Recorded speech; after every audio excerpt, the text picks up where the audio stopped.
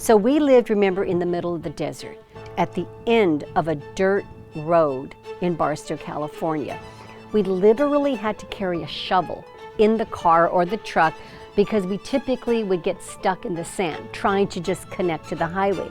Finally, my father got very upset.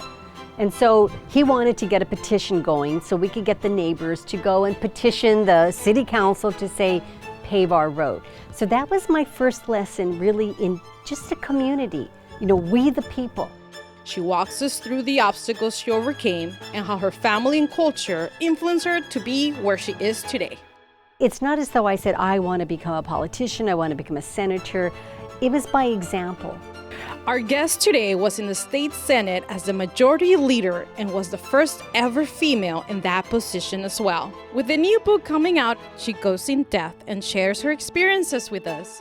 And that's what I would encourage, young Latinas, young Latinos to think about. What happened in your life? Because, we can be a very powerful force, good force for change.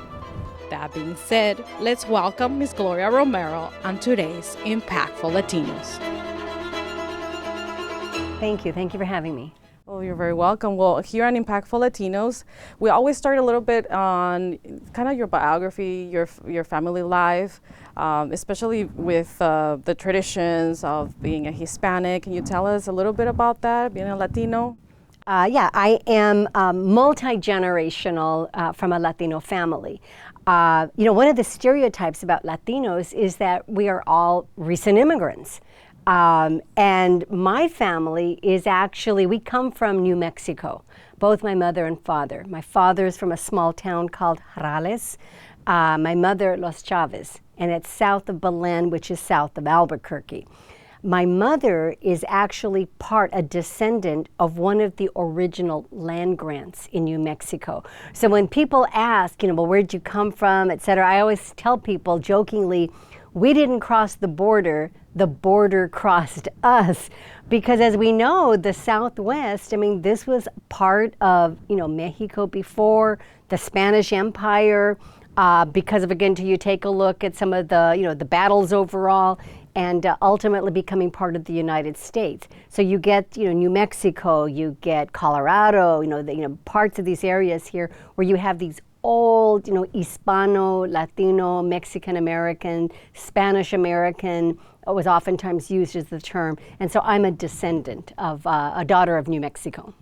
That's incredible. So a little bit about New Mexico, what makes it a little bit different, and how did you end up from being from New Mexico to such a big state in California? Migration. La Tierra Encantada, basically again to the land of enchantment. It's a beautiful state. But basically, work, opportunity, also health. My father was asthmatic. Very strong humidity in New Mexico. California was a drier climate, also because of changes back in the day, after he served in World War II, coming back and then finding new opportunities for a growing economy. He basically came with some of his other family members to California and worked the railroads in California. So half the family was born in New Mexico, the three oldest siblings in my family. The three younger ones, including me, we were born in California. So that was basically it. But even as a child, we always would go back because my grandmothers were in New Mexico.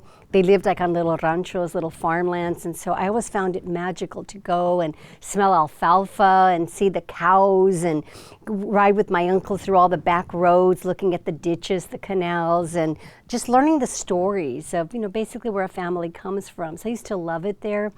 And then ultimately, one grandmother passed away, the other grandmother ultimately came and moved to California, and she lived with us.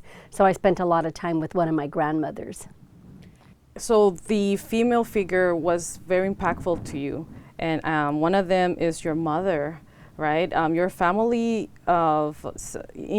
there's 6 children, and your mom, you mentioned before that she grew up being illiterate. And how did that affected you or inspire you to learn and value education? Okay. Actually not illiterate, but she had a 6th grade level of education. She was bilingual. Spanish was the preferred language for both my mother and father, my grandparents. But once they moved to California, they ended up raising the children to speak English. So we understood Spanish. Over years, we were like Cheech and Chong, you have to enroll in high school classes to learn Spanish all over again. So, we're pochos in that sense. But, but still understanding of Spanish, but speaking English as we grew up. But she was very much interested in her children graduating from high school. My mother, I always remember the story, she would tell us that the day that she learned she had to drop out of school to basically take care of the family. She said she cried and cried that day, and she would always be very boastful about being a smart student, and that she had even been accelerated by a grade level because she was so smart.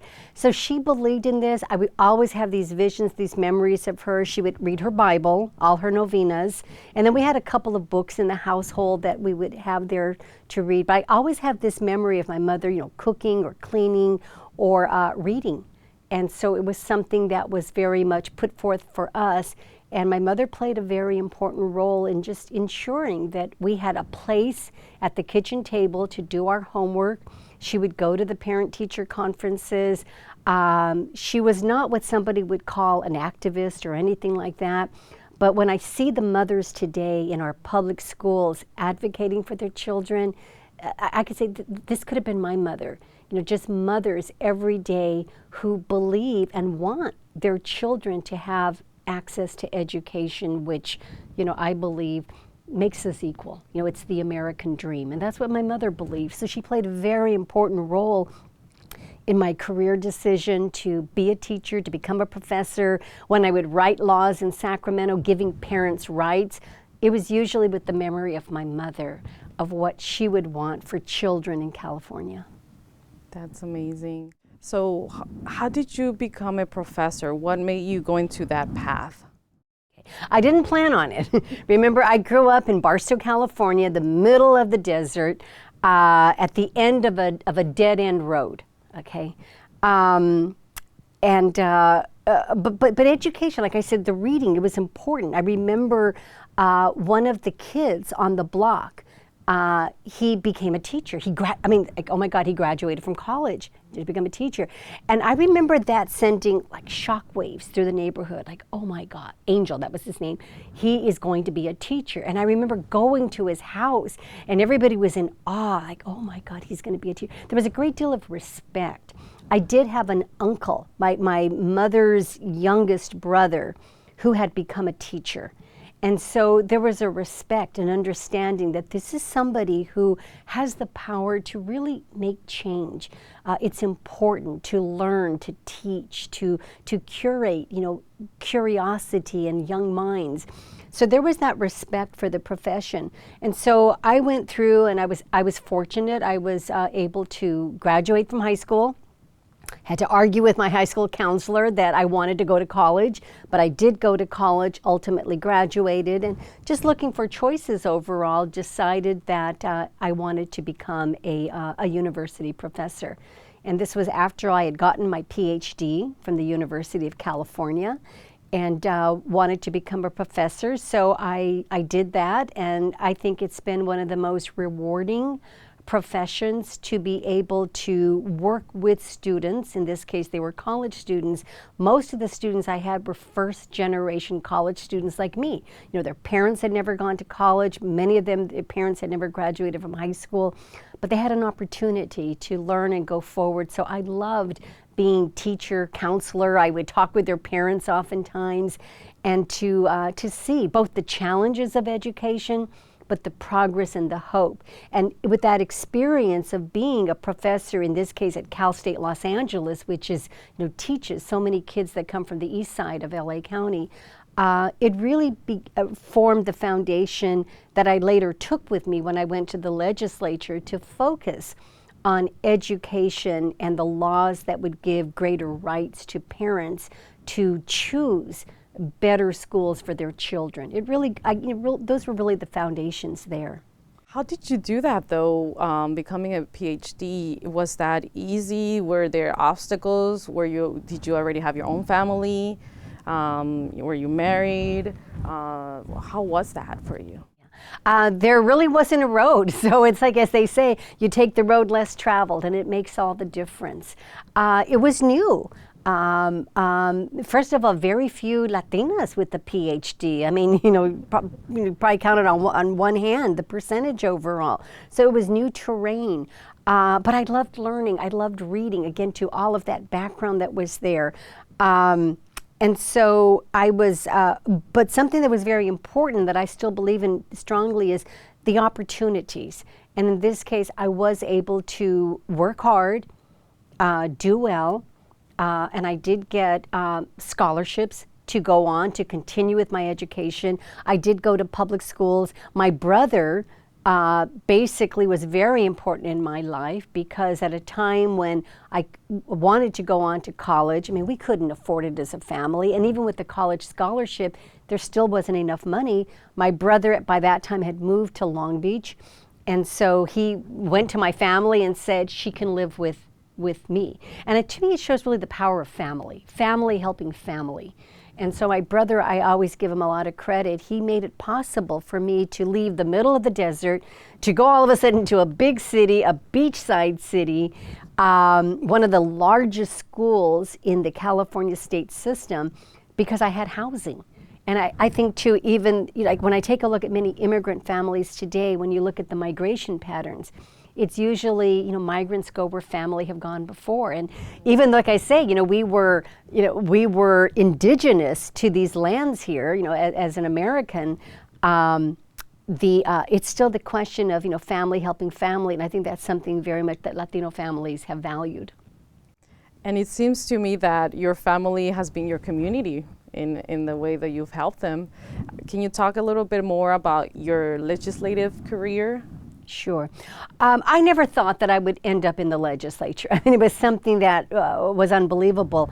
But largely what happened was I was a professor, and then one day I got a phone call, and it was from another Latina. She happened to be a professor at East LA College. And she called me and she said, Gloria, I think you should run for the Los Angeles Community College Board of Trustees. This is the organization, like the big school board, that oversees what is the largest community college school district in the nation. And I remember I was cleaning my closet that day, and I just dropped the little rag and I said, but of course, I'm going to run for this board, and I won. But it was obstacles. I mean, forces against me, people fighting against me, but I was able to win. But again, to good support, and it was Consuelo who was the first person who called me to say, Gloria, I think you should run.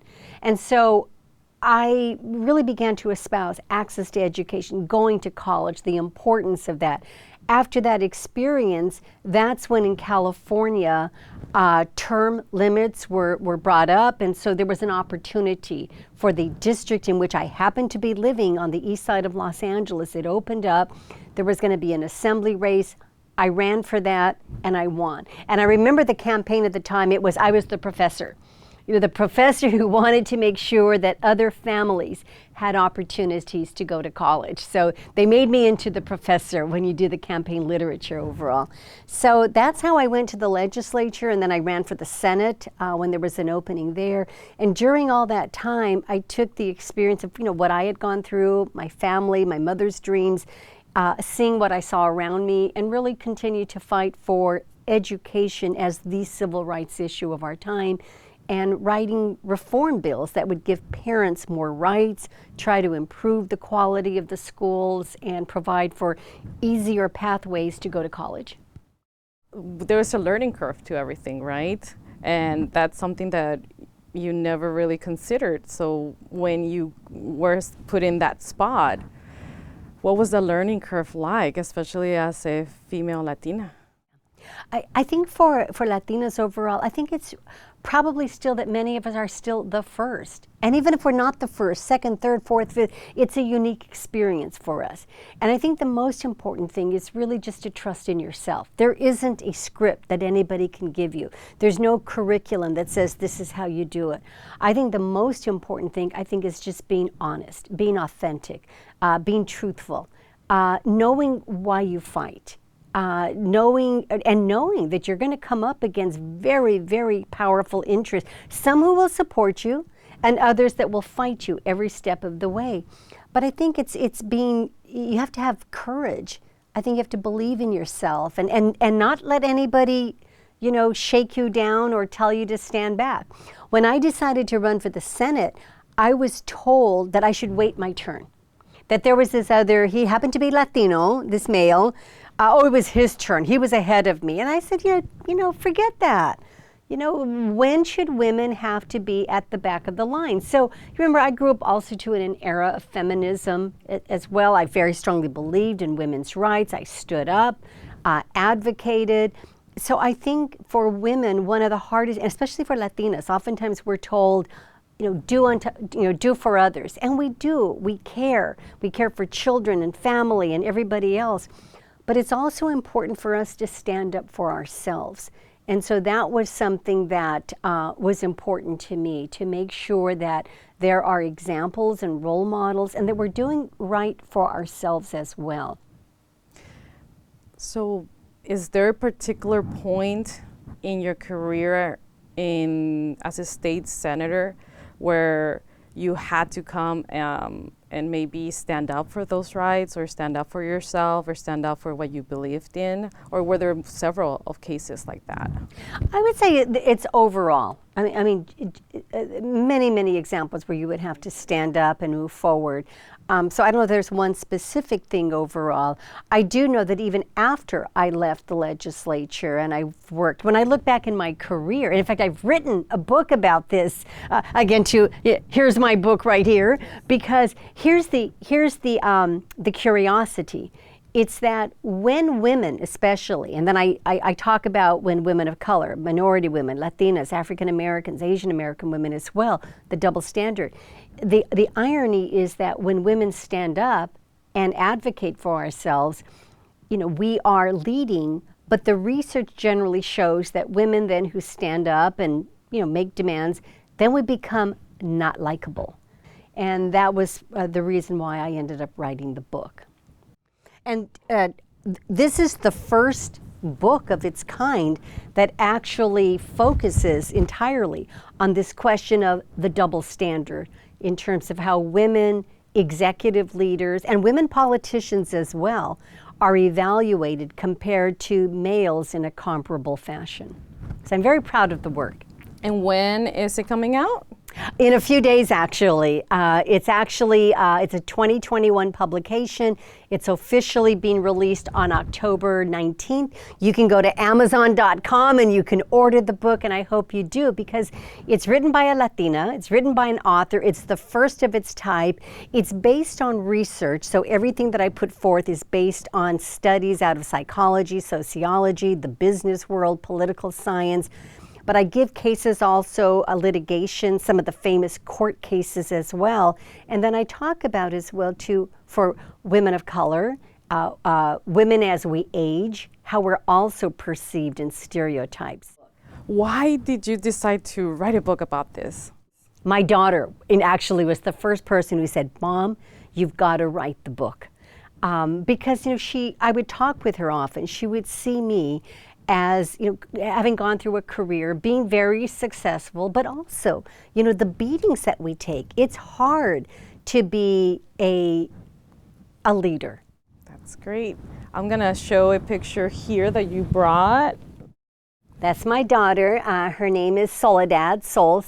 She's named for my mother. And this was my daughter who, from the time that she was little, I would take her places with me. This happened to be a rally, actually with Cesar Chavez and the UFW. Remember I told you we come from New Mexico, we had the land, etc. My father, Cesar Chavez, going back and thinking about an inspiration. We saw very few Latino leaders back in those days as well too. I don't even think there were Latino elected, or the extent of Latino elected officials. So somebody who came from the earth, somebody who was very humble, but looked out for people, very true to his traditions and faith. So Cesar Chavez was somebody that we very much respected in our family. And so as an adult, later on, I was able to meet him personally. We later went to, of course, his the memory, his funeral march as well when he died suddenly. And so the flag was very important. And so many of the times in Sacramento, where we find so many powerful special interests, I mean, we often forget that California, the breadbasket, largely to the world, it's worked by farm workers, overwhelmingly still Latino women, children. So this was an area that even in the legislature, as I focused on schools and education and others, I did a lot of prison reform as well. To me, there was always something where you think you take care of those who bring food to our table.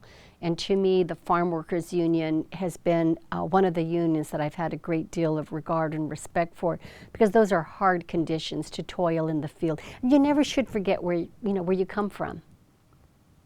And is this the whole family right here? Yes, this is one of those days in Barstow where we went to the local Walmart, we took a picture. My father was probably the most important role model in me even going into politics. When people ask, how did you go into it? It's not as though I said, I want to become a politician, I want to become a senator. It was by example. My father used to talk a lot. In those days, believe it or not, I would never say anything. I was very quiet. I would listen a lot, though, and read. But my father, he led a battle to get a road paved. And that might sound very minor to people, but this is how change happens in people's lives. It's the things in our lives that really give quality of life conditions to it. So we lived, remember, in the middle of the desert. We lived at the end of a dirt road in Barstow, California. The road wasn't paved, so that any time we would get from our house to try to get to the main highway to actually get us into the town of Barstow, we literally had to carry a shovel in the car or the truck, because we typically would get stuck in the sand trying to just connect to the highway. Finally, my father got very upset, and he just said, this is wrong. We live on the other side of the tracks, on the other side of the road. Latinos, the whole row was mostly Mexican-American families. And so he just said, we pay taxes. And so he wanted to get a petition going so we could get the neighbors to go and petition the city council to say, pave our road. So that was my first lesson really in just a community, we the people.